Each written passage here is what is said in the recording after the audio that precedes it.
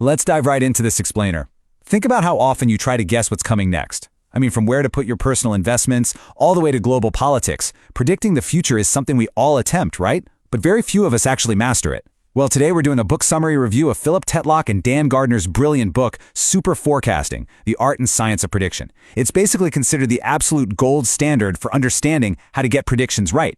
We're going to break down their incredible research and look at the exact specific techniques that the best forecasters in the world use to actually pull this off. $50 billion. That's not just a big number. That is the estimated annual budget spent globally just on forecasting. That massive amount of money is poured into predicting all sorts of things every single year. In their research, Tetlock and Gardner highlight this incredibly wide spectrum of forecasting. We're talking about mundane, everyday stuff, like tomorrow's weather, all the way up to massive civilization-altering questions, like, is a huge global war going to break out in the next 15 years? The stakes are literally as high as they get, which is exactly why understanding how experts manage to predict these things successfully is just so vital for us. To make sense of all this, we've structured this book's summary review into a 5-lesson masterclass. We'll cover the information rule, break it down, specificity, the probability illusion, and finally, the superforecaster mindset. Let's kick things off with Lesson 1, the information rule, starting with Enrico Fermi's famous atomic experiment. So, picture this. Enrico Fermi was this legendary physicist, and he remarkably estimated the strength of the very first atomic bomb blast. But here's the crazy part. He didn't do it by waiting for official readings from a bunch of complex, slow-moving scientific instruments. Nope. Instead, he simply dropped pieces of paper from his hand during the blast and carefully measured exactly how far the shockwave blew them.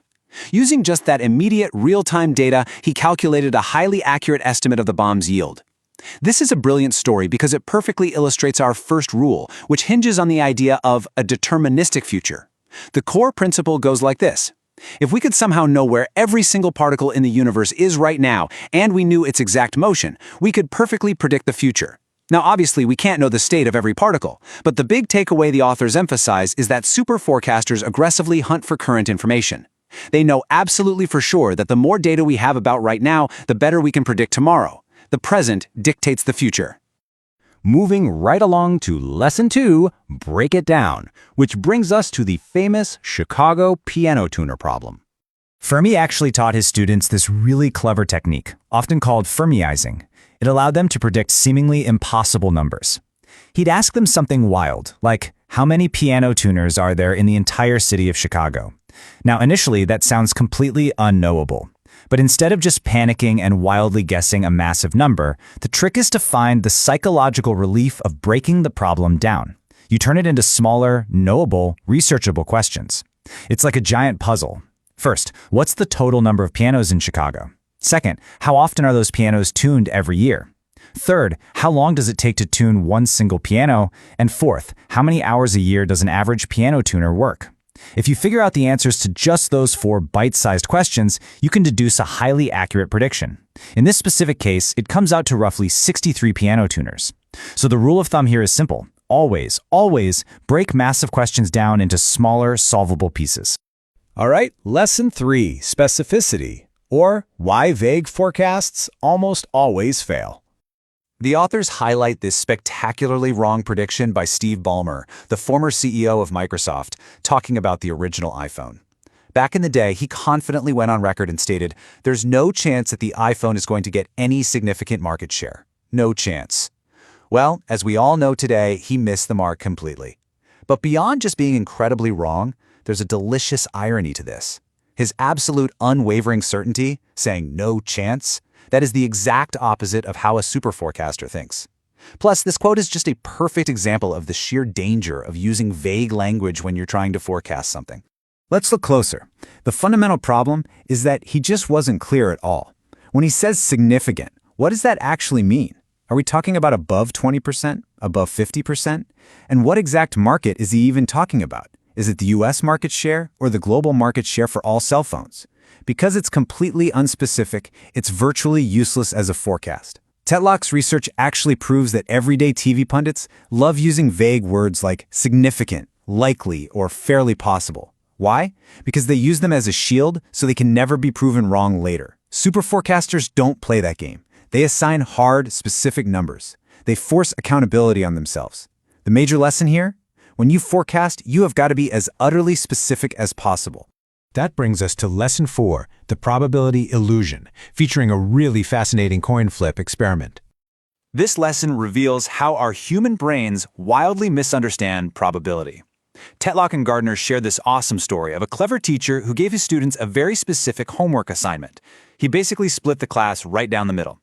He told the first half to actually flip a coin, heads or tails, 200 times and physically write down the results.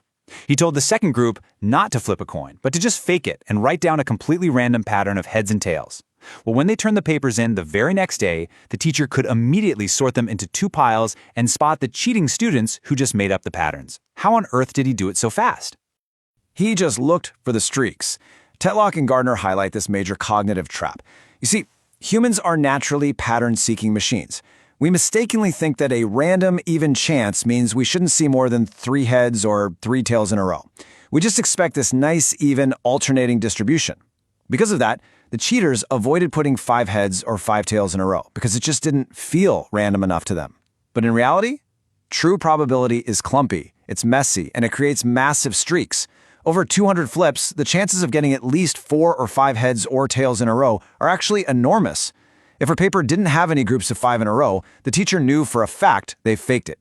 We really have to be deeply aware of our brain's flawed intuition when we're dealing with true probability. Finally, we reach Lesson 5, the superforecaster mindset. What are the actual traits of these elite predictors?